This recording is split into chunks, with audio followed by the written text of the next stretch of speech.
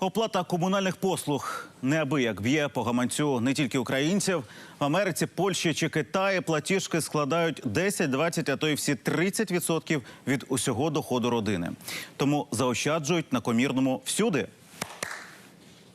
До яких хитрощів економія вдаються в різних країнах та чи використовують ці способи іноземці, які живуть в Україні, дізнавалася наша Ірина Щербак.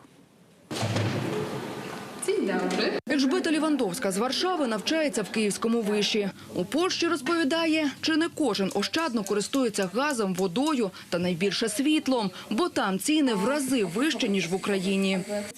Електроенергія в нас дорожча. Звичайна родина з 2 дітьми. За неї мусить заплатити близько 204 євро в місяць. А це багато, бо середня зарплата 520 євро, а ще плюс за воду від 70 до 100 євро. Звичайно, народ почав економити на комунальних послугах. Економія починає вживатися в нашу кров.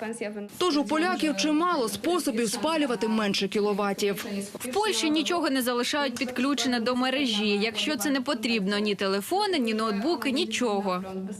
А ще, щоб заплатити менші рахунки, вимикаємо світло, де нас немає, і не кип'ятимо весь чайник води, а тільки скільки п'ємо.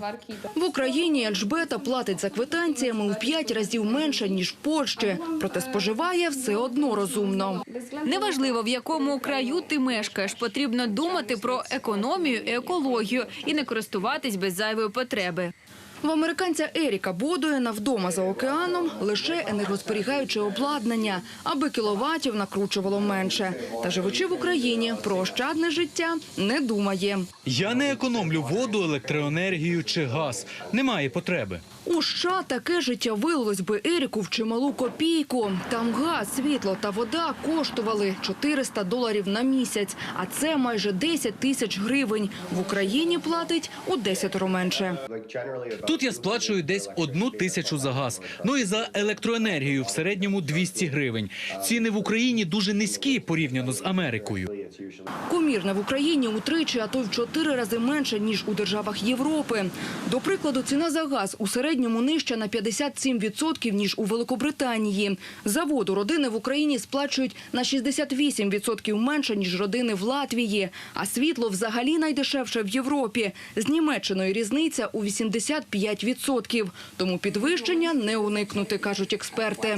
Газ вже здорожчав на 15%. На черзі електроенергія. Може бути прибраний пільговий тариф 100 кВт-години, це вже буде не 90 копійок, а гривня 68.